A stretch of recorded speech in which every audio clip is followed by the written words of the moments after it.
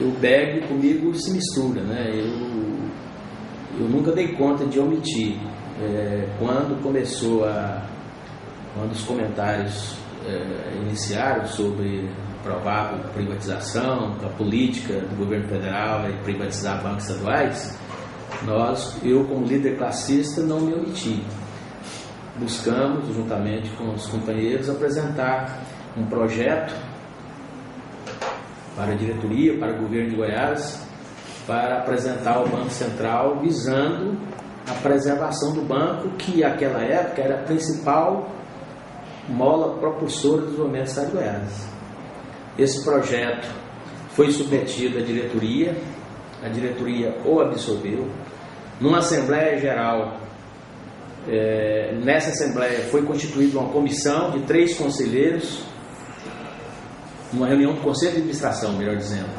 Nessa reunião foi constituída uma comissão de 3 conselheiros para avaliar esse nosso projeto, para que fosse submetido ao governador. A comissão elogiou esse projeto, foi submetido ao governo e nós encaminhamos ao Banco Central.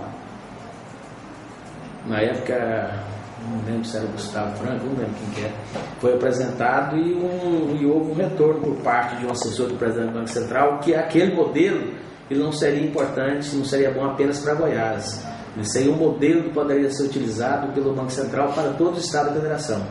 Mas existiam outras questões que não dá para a gente falar aqui, porque o tempo é curto, o espaço é curto, que fez com que o BREG fosse privatizado. Quer dizer, a minha bandeira na minha primeira eleição foi a questão do BEG, porque o pessoal do banco já tinha votado em mim 2 vezes para diretor e 3 vezes como presidente das BEG, 5 vezes, e eles precisavam naquele momento de ter alguém que tivesse voz e voto, né? Então essa bandeira pela qual eu entrei na política,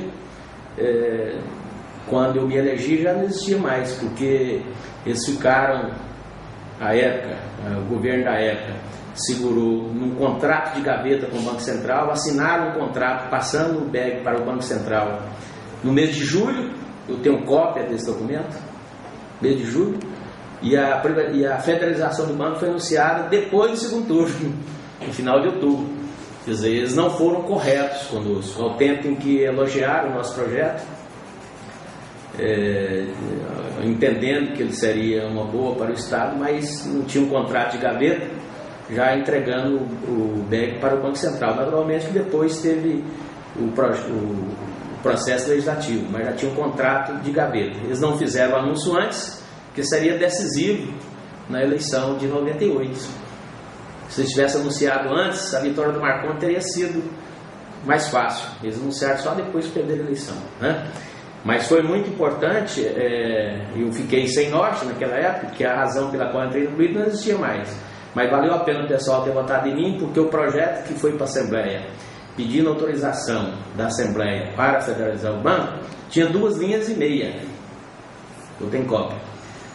Pedia autorização à Assembleia para federalizar o banco, para depois ser privatizado. Mas não tinha uma palavra sequer com relação aos funcionários. Foi quando, mesmo antes de empossar-me, no final do ano, eu montei acampamento na Assembleia, e eles ficaram com medo de o processo fosse inviabilizado na Assembleia, e retiraram o projeto de lei que estava na Assembleia, mandaram um outro projeto dispondo sobre uma verba para o PDV, Programa de Demissão Voluntária. Não fosse isso, esse tanto funcionário do banco estaria saindo abanando a mão, porque não tinha PDV. Então, graças a essa ação nossa, antes mesmo, após ser eleito, mas antes de empossado, quer dizer, nós tivemos essa ação fazendo com que a privatização, a federalização do banco fosse precedida de um plano de demissão voluntária.